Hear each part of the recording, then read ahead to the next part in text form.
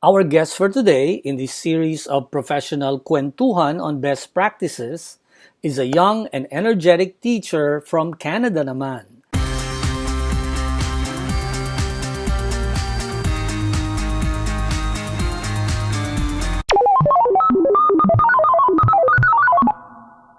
Miss Jesirene, can you say something about yourself?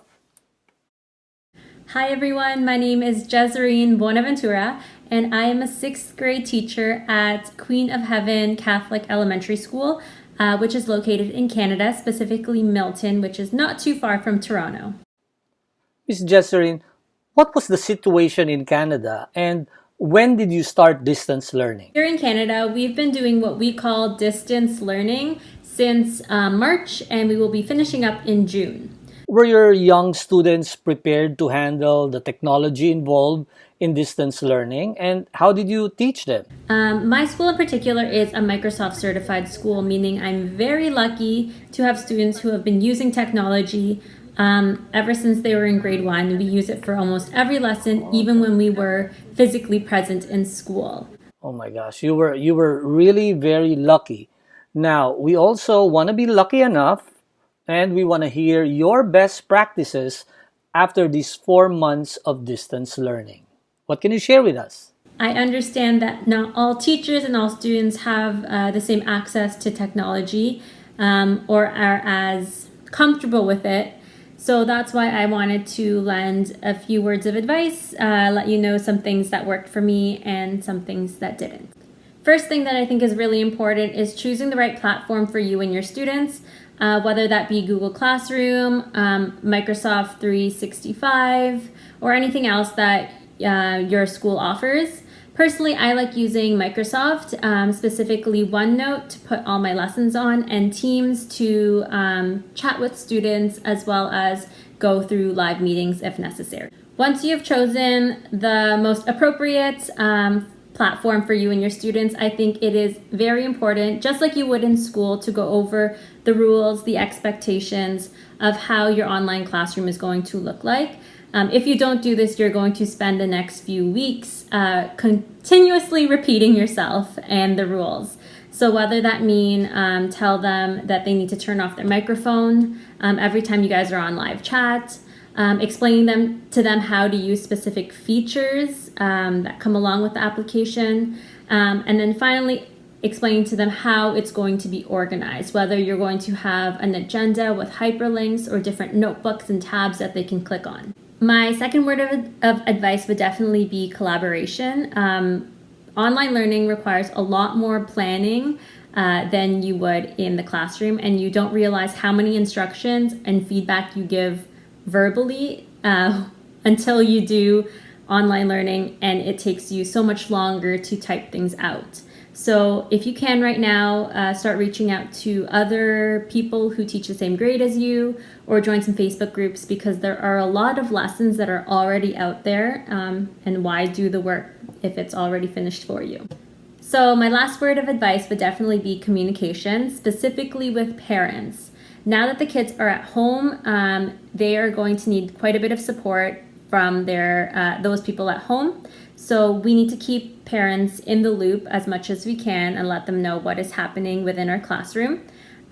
So the way I like to do this is every Sunday night I send out a week at a glance video as well as a newsletter to let parents know what's happening for the week, what tasks we have.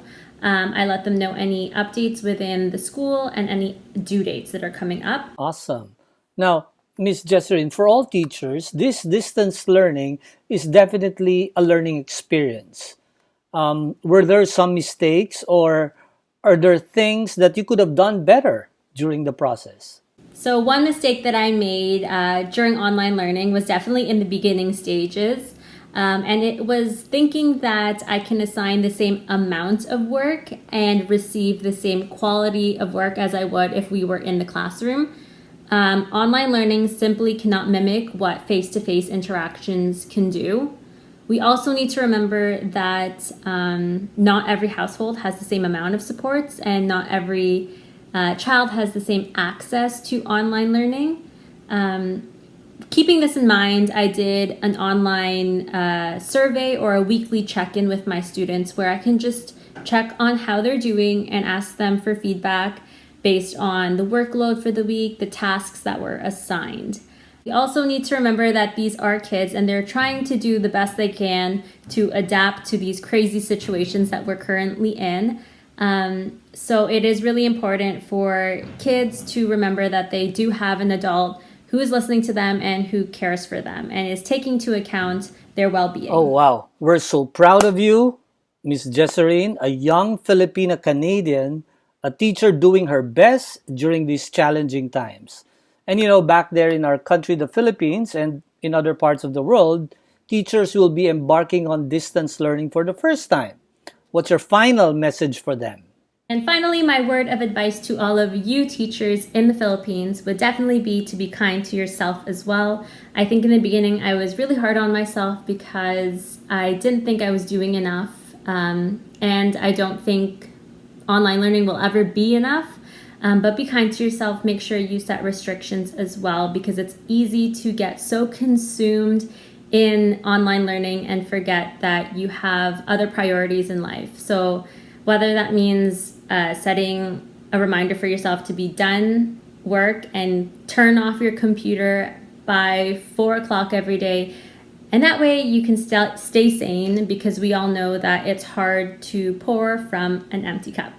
Salamat talaga, Miss Jesirene Buenaventura. We value all your suggestions and we will keep our minds sane during this process. And so for you, now you deserve to enjoy your summer. So good luck and praying for all of you over there. Take care. So that's it, mga kababayan. So another valuable suggestions from another guest from Canada this time. We'll have more teachers in the next episode. So don't forget to subscribe so you'll be the first to receive the good news. See ya!